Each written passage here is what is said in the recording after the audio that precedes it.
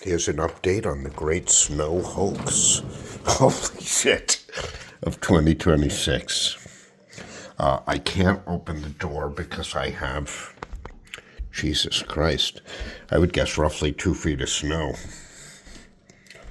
But they said it was going to be between 24 and 30 inches, so I'm sticking with my hoax. I would say it's not 2 feet. I would say it's, well, let me measure it with this. Just kidding. I would say we got about 23 inches. I'm going 23 inches. I can't open this. All right, the Great Snow Hoax. There you have it. I am not a meteorologist, nor have I ever been one. That's some fucking snow, and here's the beauty of it. It's still coming down.